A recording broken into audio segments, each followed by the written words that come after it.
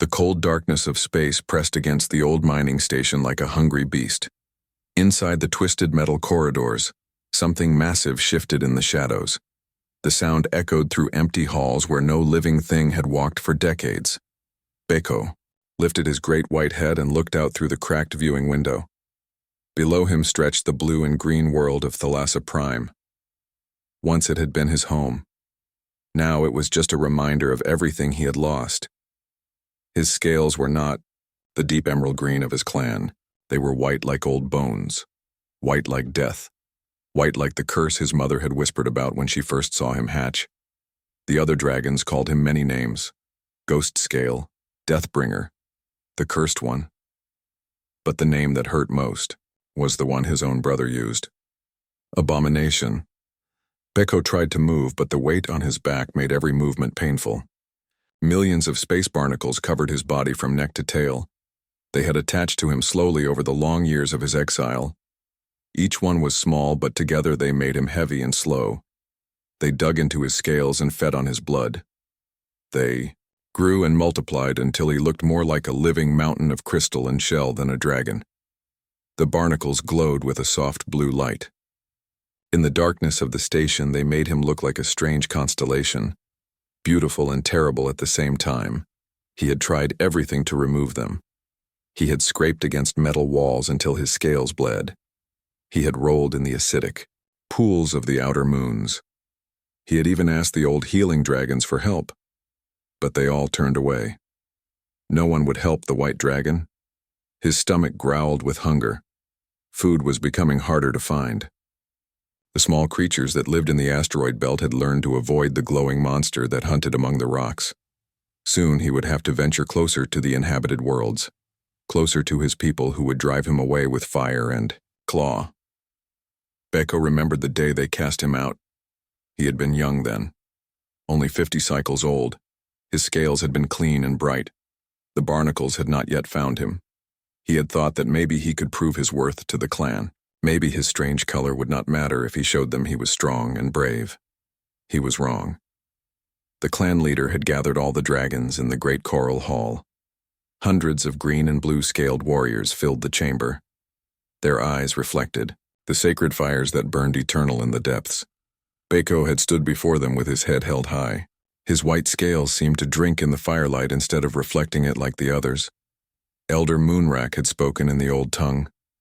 His words were like stones dropping into still water, heavy and final. The White One brings death to our waters. The spirits of the deep have marked him with the color of endings. He cannot be cleansed in the sacred vents. He cannot take a mate. He cannot father young. He must leave our waters before his curse spreads to all. Beko had tried to speak. He had tried to tell them he was still their kin, still dragonborn. But his brother Deho had stepped forward. Deho with his perfect emerald scales and warrior scars. Deho who had always been everything Beko was not. "I speak for the clan," Deho had said. His voice carried no love, no sadness, only duty. "You are no brother of mine, you are no child of these waters. Go to the dead places above, live with the cold stars. That is where white things belong." The memory still hurt after all these years. Beko had left that day and never returned. He had found the old mining station and made it his home. Here among the broken machines and empty halls he could hide from the universe that did not want him. The Barnacles had found him in the second year of his exile. At first there were just a few. They attached to small scratches in his scales. He thought they would fall off when he molted, but they held on. They grew. They called to others of their kind across the emptiness of space. Soon hundreds covered him. Then thousands. Then millions. They changed him, made him heavy and slow, made him glow in the darkness like a dying star. The other creatures of the void feared him now. They saw the lights that covered his body and thought he was some kind of space ghost, some kind of monster from the old stories. Maybe they were right. Beko heard something that made his great heart skip. The sound of metal tearing, the sound of something crashing. He looked toward the source and saw lights moving among the asteroids, not the cold light of stars or the blue glow of his barnacles. Warm yellow light, the light of machines. A ship was falling toward the mining station. It spun end over end, trailing smoke and sparks. The hull was torn open in several places. Whatever had hit it had hit hard. Beko watched as it struck the docking platform of the station. Metal screamed against metal. The impact shook the whole structure, then silence. Beko waited. Usually, when ships came near the station, they left quickly. The few times explorers had ventured inside, they had run screaming when they saw him. They told stories afterward. Stories about the ghost dragon that haunted the old mines. Stories that kept others away. But this ship was damaged. Its crew might be hurt, might be dying. Part of Beko wanted to help. He had been alone for so long. Too long. The other part of him knew what would happen. They would see him. They would fear him. They would leave if they could or attack if they could not. Still he moved toward the docking bay. The barnacles on his back caught on the metal passages. His claws scraped against the floor. Each step was difficult, but he kept going. Something was different about this crash. Something that made him hope despite himself that maybe this time would be different. Maybe this time someone would not run away. Captain Minho pulled himself through the twisted wreckage of the new Soul. Smoke filled the corridors and emergency lights flickered red in the darkness. His head throbbed from where it had hit the control panel during the crash. Blood ran down his forehead, but he ignored it. His crew needed him. G1 report, he called into his communicator. Static answered him for several seconds before his second-in-command replied. Hull breach in sections 4 and 7. Life support is holding, but barely. We lost the main engines completely. Suri has a broken arm and Taewon is unconscious, but breathing. We are alive, Captain, but we are not going anywhere soon. Minho nodded and continued through the ship. The new Soul had been his home for 3 years as they studied the ocean worlds of this system. He knew every pipe and wire, every sound the engines made. Now it felt like a dying animal around him. He found his crew in the main lab. Ji-won was sealing the hull breach with emergency patches. Her short black hair was covered in dust and her uniform was torn.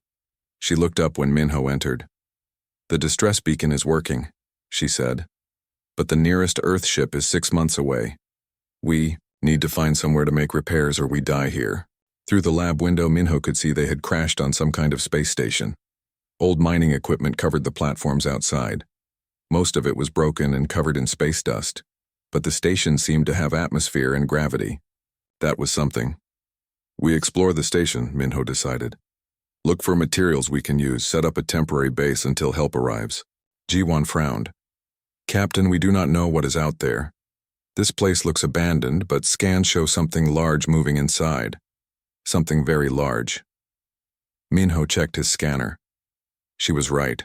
The readings showed a massive life form somewhere in the station. It was bigger than anything in their databases. Much bigger. We do not have a choice, he said. We can stay here and slowly die, or we can take the risk. I vote for risk. They gathered what supplies they could carry. Medical equipment, scanners, repair tools, the portable generator. Minho also grabbed his marine biology kit, old habits from his days studying Earth's oceans. He had learned that understanding life was often more important than understanding machines. The airlock opened with a grinding sound. Beyond it stretched a corridor made of metal and stone. The walls were covered in a thin layer of ice. There, breath misted in the cold air. Emergency lighting cast long shadows that moved as they walked. Stay close, Minho whispered. And remember, we are visitors here. They had walked for maybe 10 minutes when they saw the first light. Not the harsh white of their flashlights or the red of emergency systems. This light was blue and soft. It pulsed gently like a heartbeat. As they moved forward, the light grew brighter. Ji-won grabbed Minho's arm. Captain, I think we should go back. But Minho was fascinated. The light reminded him of bioluminescent creatures from Earth's deep oceans. Jellyfish and deep sea fish that made their own light in the darkness. His scientist mind was already working. What kind of creature could produce light like this in space? They turned a corner and saw it. Beko crouched in a large chamber that had once been a mining control room. The blue light came from millions of small creatures attached to his scales. Each one glowed like a tiny star. Together they made the white dragon look like he was covered in a galaxy. Jiwan screamed and raised her weapon. The other crew members stepped back in terror. The dragon was huge, bigger than their ship. His head alone was the size of their shuttle. Ancient eyes stared at them from a face that belonged in legends. But Minho did not run. He stared at the creature and saw something that made his heart break. Pain. Terrible, endless pain. The glowing creatures were not decorations. They were parasites. They covered the dragon's body like a living carpet. Some had grown so large, they looked like crystals jutting from his hide. "Do not shoot," Minho said quietly. He pushed Jiwan's weapon down. "Look at his eyes. He is not attacking. He is suffering." The dragon Baeko watched the small aliens with confusion. These creatures were not like the others who had found him over the years. Most beings ran screaming when they saw him. Some tried to fight. But these strange creatures just stood there. The one in front seemed to be studying him. Minho took a step forward. His crew hissed warnings behind him, but he ignored them. He had spent his life studying marine creatures. He knew the signs of parasitic infection when he saw them. The way the host animal moved carefully to avoid pain. The way it favored certain positions. The way it breathed. "Hello," Minho said in the common galactic tongue. His voice echoed in the chamber. Baeko tilted his massive head. It had been so long since anyone had spoken to him without fear or hatred, so long since anyone had said hello instead of screaming. His voice was deep like distant thunder when he answered. "You should run, little creature. I am cursed. I bring death to all who come near me." But Minho stepped closer instead. He pulled out his portable scanner and aimed it at the glowing parasites. The readings made him gasp. These were not just simple space barnacles. They were complex organisms, with their own nervous systems, their own blood supply. They had integrated themselves into the dragon's biology. "How long have you had them?" Minho asked. 60 years, Baeko replied. His voice was tired. "They came to me in my exile. They grow and multiply. I cannot remove them. I have tried everything." Minho nodded. He had seen similar things in Earth's oceans. Parasites that became so integrated with their hosts that removing them could kill both creatures. But he had also seen treatments that worked. Ways to encourage the parasites to release naturally. Ways to heal the damage they caused. "What is your name?" he asked. The dragon stared at him for a long moment. No one had asked his name in decades. "I am Baeko," he said finally. "I am Minho. I study creatures like these." He pointed at the barnacles. "On my world we have learned ways to treat parasitic infections, ways that do not hurt the host." Hope flickered in Baiko's ancient eyes, hope he had not felt since the day of his exile. This small alien spoke of healing, of treatment, of hope. Behind Minho, his crew whispered urgently.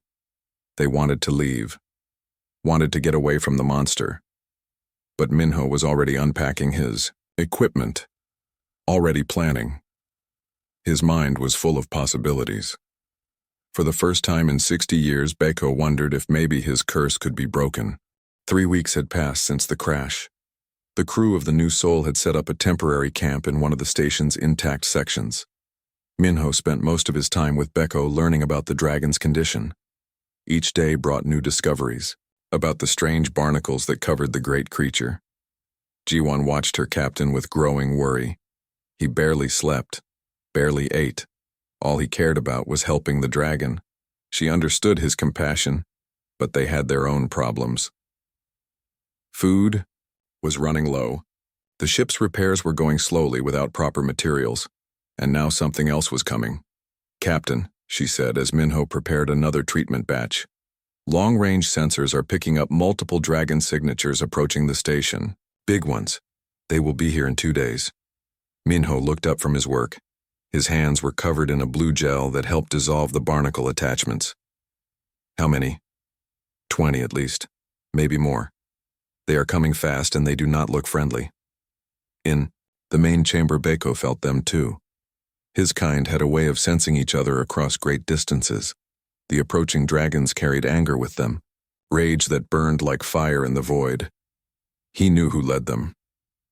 Daeho, he whispered to himself. His brother had finally come to finish what the clan started 60 years ago. Minho found him staring out at space. The white dragon's massive form was tense with worry. Over the past weeks they had made good progress. Minho had developed a sonic treatment that encouraged the barnacles to release their grip naturally. Large patches of Becco's true scales now showed through the parasitic layer. The dragon could move better, fly short distances, feel less pain. But the work was far from finished. Millions of barnacles still covered most of his body. The healing would take months more. Time they did not have. "Your brother is coming," Minho said. It was not a question. Becco nodded slowly. Daeho leads the clan warriors. They have learned that an alien ship crashed here. They come to destroy you and finish me. Why do they hate you so much? The dragon's eyes reflected old pain. Dragons believe that purity of scale shows purity of spirit. My white color marks me as cursed. My condition proves their point. They think I will contaminate others if I live. Minho felt anger rise in his chest. On Earth they had learned long ago that diversity made species stronger, not weaker.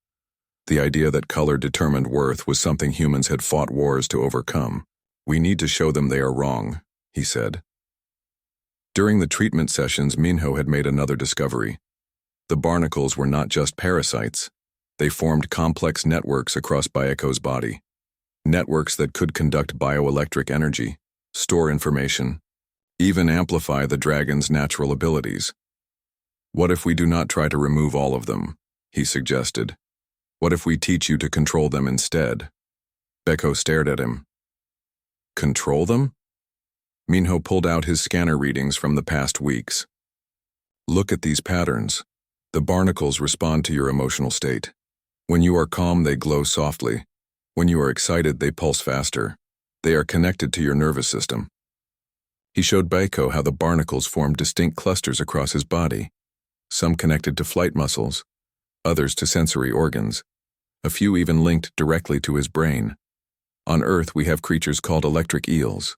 They generate powerful electrical fields for hunting and defense. What if your barnacles could do something similar? The idea was revolutionary. Instead of seeing his condition as a curse to be cured, Minho proposed turning it into an advantage. The barnacles had already changed Becco's biology. Instead of fighting that change, they could embrace it. Suri, the engineer, had been listening to their conversations. Her broken arm was healing well and she had started helping with the treatments.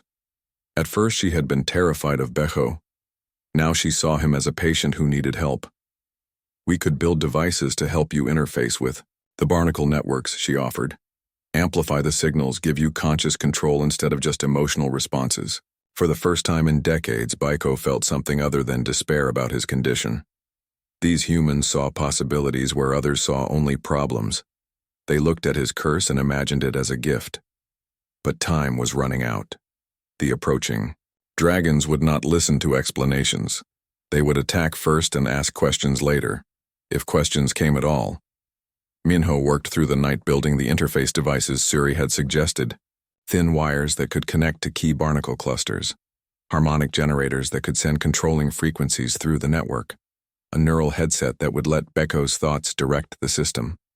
The equipment was crude, built from spare parts and held together with determination. But when they tested it, the results were amazing.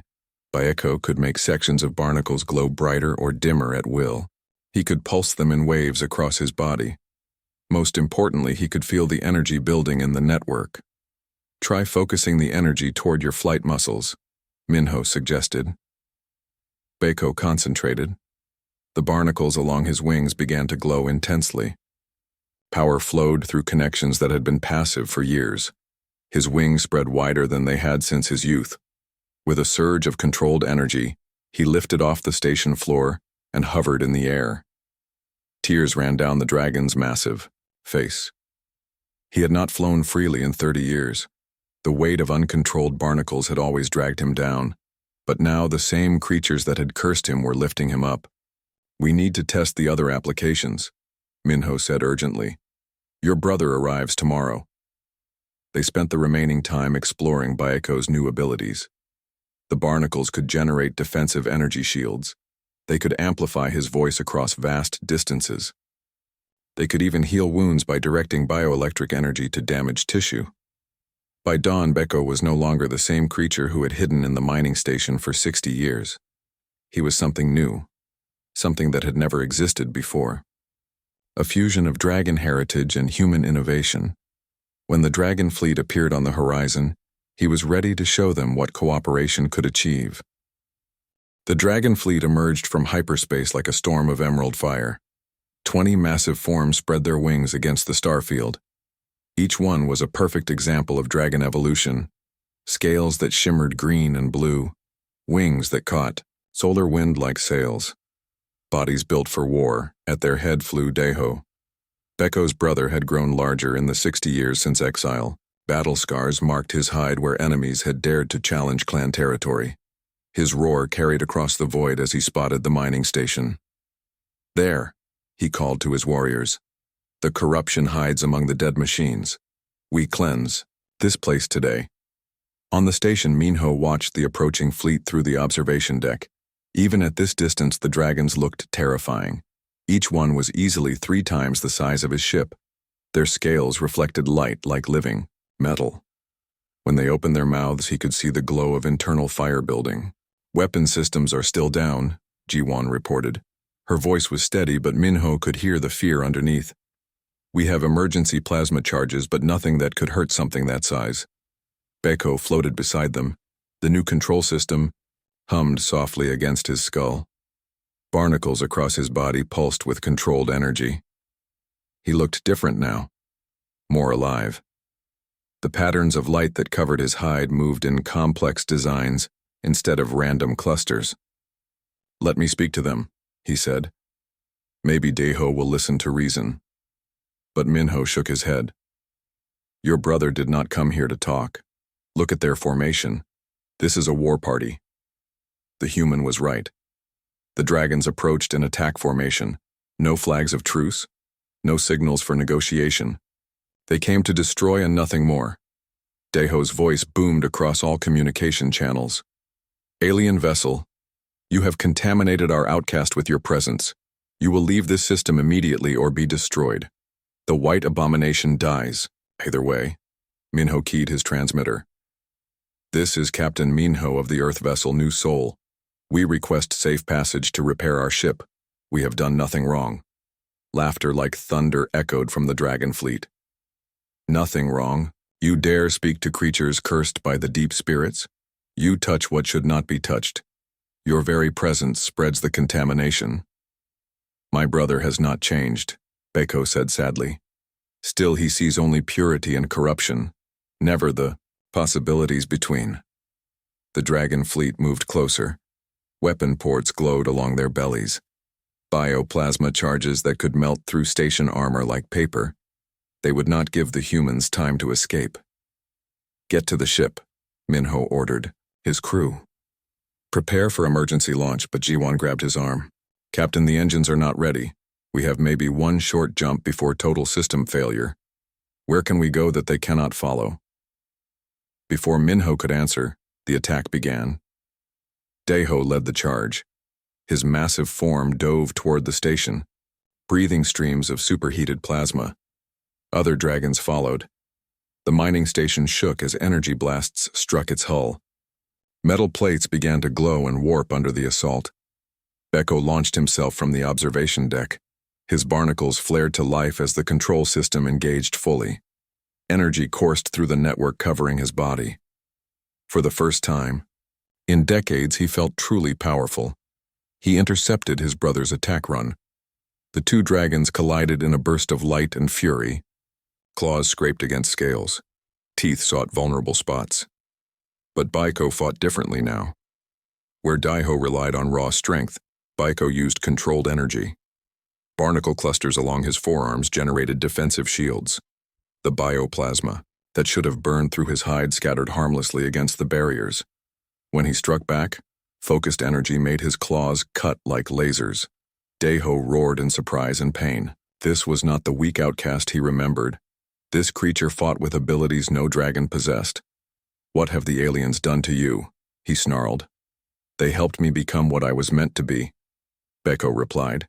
His voice carried across multiple frequencies now. The Barnacles amplified it until it seemed to come from everywhere at once. The other dragons pressed their attack on the station. Plasma blasts tore through outer sections. The human ship took several direct hits. Hull breaches opened to space.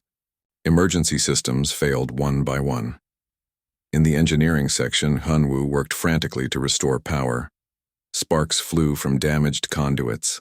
Cooling fluid leaked from ruptured pipes. The ship was dying around him. "I need more time," he shouted into his communicator. "The plasma matrix is completely destabilized. If I push the engines now, we explode." Outside, Beko fought desperately against overwhelming odds. His new abilities let him match any single dragon, but 20 was too many. Energy shields flickered under constant assault. The control system began to overheat from continuous use. A plasma blast got through his defenses. Pain flared along his left side as scales blackened and cracked. He faltered in flight, and 2 more dragons pressed their attack.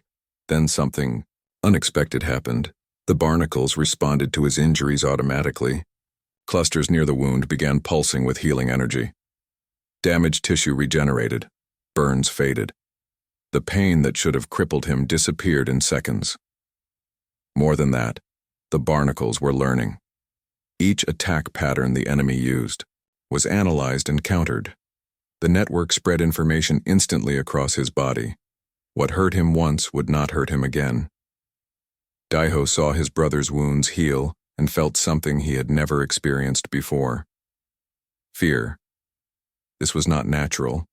Dragon ability, this was something else. Something that challenged everything he believed about the natural order. "Kill the humans," he ordered his warriors. "Cut off the source of corruption." But Beko moved to protect the station. His barnacles flared brighter than ever before. Energy built to dangerous levels across the network.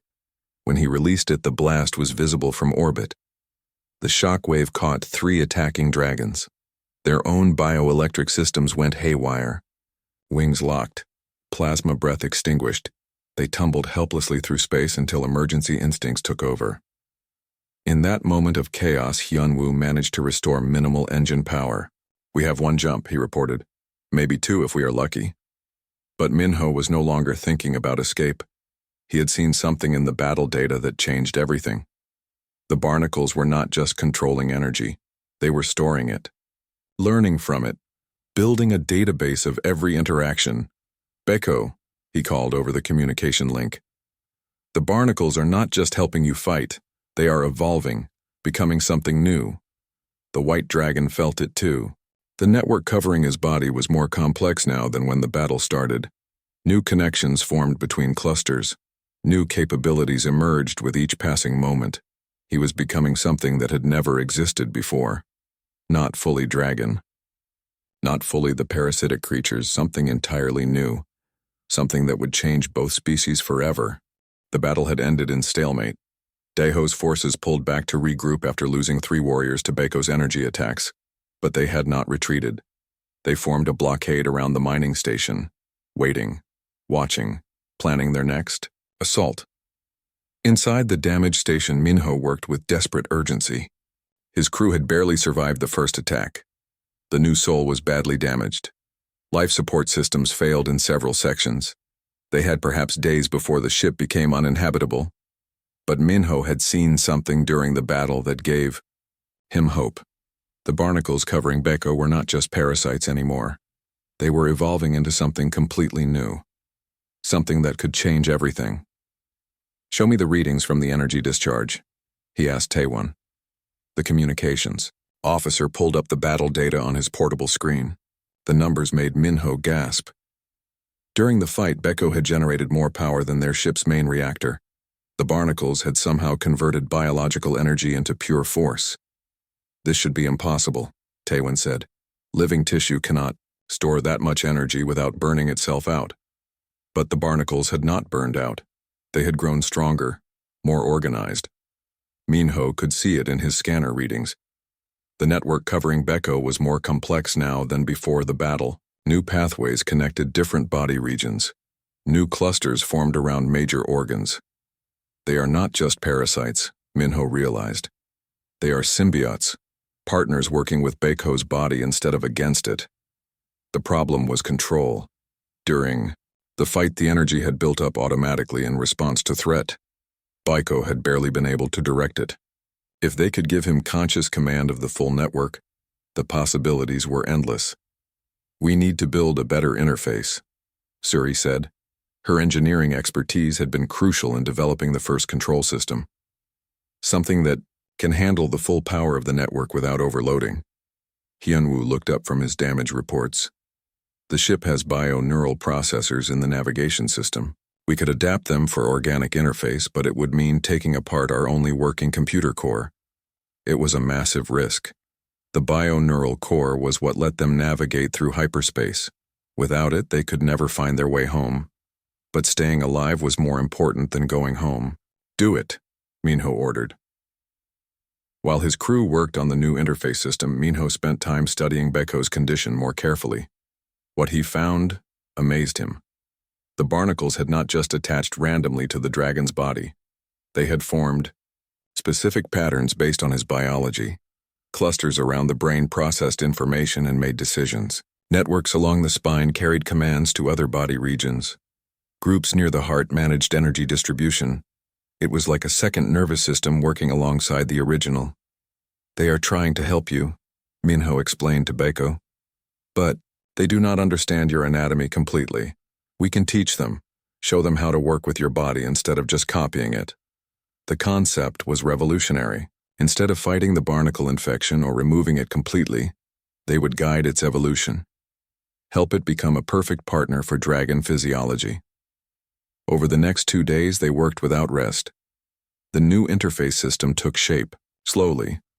Bio-neural processors adapted for organic compatibility. Harmonic generators tuned to barnacle frequencies. Neural links designed to carry massive data loads without damaging brain tissue. Nara, the medical officer, worried about the risks. "We are talking about directly connecting alien organisms to his central nervous system," she warned. "If something goes wrong, we could kill him or drive him insane." But Beko was willing to take the chance. For 60 years he had lived as an outcast, a creature trapped between what he was and what others expected him to be. This was his opportunity to become something entirely new. "I trust them," he told the worried doctor. "These humans see possibilities where my own kind sees only problems." The installation took 12 hours. Carefully placed neural interfaces linked to major barnacle clusters. Bioprocessors that could translate between dragon thoughts and symbiote responses. Feedback systems that would let Beko feel what the barnacles were experiencing. When they activated the system, the results were immediate and dramatic. Beko's awareness expanded beyond his physical body. He could feel every barnacle in the network as if it were part of him. Millions of tiny organisms working together with perfect coordination. Each one had its role, its purpose, its contribution to the greater whole. More than that, he could direct them consciously now, make them glow in specific patterns, focus their energy where he needed it most, even communicate with them directly through bioelectric signals. "How do you feel?" Minho asked. Beko struggled to find words for the experience. "Complete," he said finally. "For the first time in my life, I feel complete." The transformation was not just mental. Physical changes followed quickly. Barnacles reorganized themselves into more efficient patterns. Energy flowed more smoothly through the network. His white scales, visible between the symbiotic clusters, began to glow with their own inner light. He could fly faster now than any dragon in the clan histories. Generate defensive shields strong enough to stop battleship weapons. Project his voice across star systems using the barnacles as biological transmitters. Most amazing of all, he could share the symbiotic bond with others. When Minho placed his hand on a barnacle cluster, he could feel what Beko felt.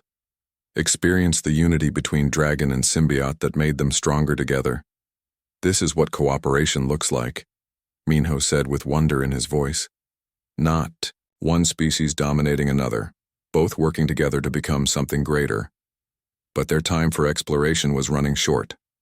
Long-range sensors showed Deho's forces gathering for another attack.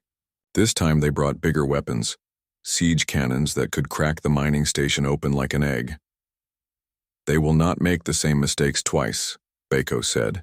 His enhanced senses could detect the approaching fleet while they were still hours away. Deho has called for reinforcements. 50 dragons now approach instead of 20. The numbers were overwhelming. Even with his new abilities, Bako could not fight 50 trained warriors alone. The humans' damaged ship could not run. They were trapped unless they tried something that had never been attempted before. What if we do not fight them? Minho suggested. What if we show them what you have become? Prove that your condition is not a curse but an evolution. It was a desperate plan. Dragons did not change their minds easily. Tradition and prejudice ran deeper than logic or evidence. But it was their only chance. Beko looked at his reflection in the station's viewing port. The creature staring back was magnificent. White scales gleamed between clusters of organized symbiotes. Energy patterns flowed across his hide in beautiful designs. He no longer looked like a dragon cursed with parasites. He looked like the future. Then let us show them, he said. Let us show them what dragons can become. The dragon fleet approached like a moving constellation. 50 of the most powerful warriors from all the clans had answered Deho's call. Their scales caught starlight and reflected it in patterns of green and gold. These were the children of the deep waters, the guardians of ancient tradition. They came to end what they saw as an abomination. Beko met them in the space between worlds. He no longer hid in shadows or tried to make himself small. The transformation was complete now. His white scales shone with inner light between the organized clusters of his symbiotic partners. Energy flowed in graceful patterns across his hide. He moved through space with a fluid grace that made the other dragons seem clumsy by comparison. When he spoke, his voice carried across all frequencies. Every dragon in the fleet heard him as clearly as if he whispered in their ears. I am Beko. No longer, he announced. That name belonged to a creature of pain and exile. I am Jinbek now, the true white, the first of a new kind. Deho's roar of rage echoed through the void. You dare take a name of honor? You are still the cursed one, still the abomination that brings death to clean waters. Then let me show you what death looks like, brother. Jinbek did not attack. Instead, he simply existed in all his transformed glory. The barnacles that had once been his curse now formed intricate patterns of beauty and function. Energy shields flickered around him like aurora. His scales reflected light in ways that spoke of inner power beyond anything the clans had ever seen. Some of the younger dragons in the fleet began to doubt. This creature before them did not look cursed. It looked magnificent, evolved. It looked like everything they had been taught dragons could become if they embraced change instead of fearing it. Illusion, Deho snarled. Alien trickery. You have been contaminated by the soft ones who know nothing of our ways. From the mining station, Minho watched the confrontation through long-range scanners. His crew stood ready at emergency stations, but he knew their fate would be decided by words now, not weapons. Either Jinbek could convince his people to accept change, or they would all die fighting an impossible battle. The humans did not contaminate me, Jinbek replied to his brother's accusation. They helped me understand what I already was, what we all could become. He gestured toward the mining station where the damaged Earthship rested. They looked at my condition and saw potential instead of curse. They offered knowledge instead of exile. They treated me as worthy of help instead of worthy only of death. Lies, Deho said, but his voice carried less certainty than before. Then let me prove it. Jinbek opened his awareness to its fullest extent. Through the Barnacle network, he could sense every living thing in the system. Every dragon in the fleet, every human on the station, even the microscopic creatures that drifted between the stars, all life connected by invisible threads of energy and purpose. He shared that sensation with the assembled dragons. Suddenly 50 warriors felt what Jinbek felt, the unity of all living things, the way individual creatures could work together to create something greater than the sum of their parts. For a moment they experienced the symbiotic bond that made him complete. Many of the dragons gasped in wonder. They had never felt anything like it. The connection went beyond clan bonds or mating pairs. This was unity on a level that their ancient philosophy spoke of but had never achieved. "This is what cooperation creates," Jinbek said. "Not weakness, not contamination, evolution." But Daiho pulled away from the shared experience. His mind was too rigid to accept what he had felt, too bound by tradition to embrace change. "Abomination," he hissed. "You corrupt us with alien thoughts. You poison pure dragon heritage with foreign concepts." He launched himself forward in a desperate attack, claws extended, fire building in his throat. This was the old way, the dragon way. Might makes right. Strength decides truth. Jinbek could have destroyed him. The power flowing through his enhanced body was beyond anything Daiho could match. But instead he did something unexpected. He embraced his brother. His energy shields wrapped around them both. His healing abilities began working on the scars that covered Daiho's hide. 60 years of pain and anger began to fade as Jinbek shared the peace he had found. "I do not want to fight you, brother," he said softly. "I want to show you what we could build together." For a moment, Daiho felt it. The possibility of change. The hope of something better than endless conflict and rigid tradition. His struggles grew weaker. His anger began to fade. Then pride reasserted itself. The old ways that had shaped him since birth. He pulled away from his brother's embrace. "Cannot," he said. His voice was broken with grief for what he could not allow himself to accept. "I cannot change what I am. Then you cannot change what I must become." Jinbek released his brother and turned to address the fleet. His voice carried the authority of someone who had found his true purpose. "I offer alliance to any who would accept it. Dragons and humans working together, learning from each other, becoming more than either could be alone." Half the fleet moved closer. Younger dragons mostly. Ones who had felt the shared experience and wanted more. They saw in Jinbek not an abomination, but a glimpse of the future. The others hesitated, torn between old teachings and new possibilities, looking to their leaders for guidance that could no longer be given with certainty. From the mining station came a transmission. Captain Minho's voice reached the assembled dragons through Jinbek's enhanced communication abilities. "My government has authorized me to offer formal diplomatic relations," he announced.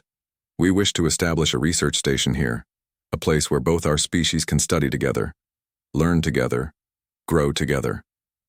"We accept," said Elder Sunyoung, one of the dragons who had moved closer to Jinbek. Her scales were silver with age, but her eyes held the curiosity of youth. "Some of us accept." What followed was not the battle anyone had expected. Instead, it was negotiation, discussion, the slow, careful process of building something new from the pieces of something old. Daiho led those who could not accept change back to the deep waters of Thalassa Prime. But he did not declare war on those who stayed. Perhaps in time he too might learn to see possibilities instead of problems. Jinbek became the first ambassador between species. His enhanced abilities made him uniquely qualified to bridge the gap between dragon and human understanding. The mining station was converted into a research facility where both peoples could work side by side. Other dragons began arriving within weeks, not to fight, but to learn. Many carried their own conditions that traditional dragon medicine could not cure. Scale diseases, wing deformities, genetic quirks that made them outcasts in their own clans. Minho and his team developed treatments for each case. Not cures that tried to make the dragons normal, but enhancements that turned their differences into advantages. Working together, they created new forms of dragon that had never existed before. The young dragon Mire had been born with transparent scales that made her weak and fragile. Human technology helped her develop light-focusing abilities that turned her transparency into a powerful tool. The warrior June suffered from nerve damage that made flight difficult. Bioneural implants restored his mobility, and gave him enhanced reflexes that surpassed any normal dragon. Each success brought more volunteers, more opportunities to prove that cooperation created strength instead of weakness. Years passed. The research station grew into a small city. Dragon architecture blended with human engineering. Children of both species played together in the corridors. Love matches formed between the most unlikely partners. Jinbek often stood on the observation deck looking out at the stars. His barnacle patterns had continued to evolve. Now they formed maps of star systems he had visited, records of every creature he had helped heal. Living art that told the story of what happened when fear gave way to hope. Minho joined him there one evening. The human had grown older. Gray touched his hair now. Lines marked his face from years of smiling at impossible achievements. "Do you ever regret it?" he asked. "Giving up what you were to become what you are?" Jinbek considered the question. He remembered the pain of exile, the loneliness of 60 years in darkness, the despair of believing he would always be cursed and alone. Then he looked at the thriving station around them. Dragon younglings learning human mathematics, human children being taught to sing in the ancient dragon tongue, scientists of both species working together to push the boundaries of what life could become. "No," he said finally. "I do not regret becoming who I was meant to be." In the depths of space, new ships appeared regularly now. Some carried dragons, seeking help. Others brought humans eager to learn. All came to a place where differences were celebrated instead of feared. The future stretched before them like an unwritten song, full of harmony waiting to be discovered by those brave enough to sing together.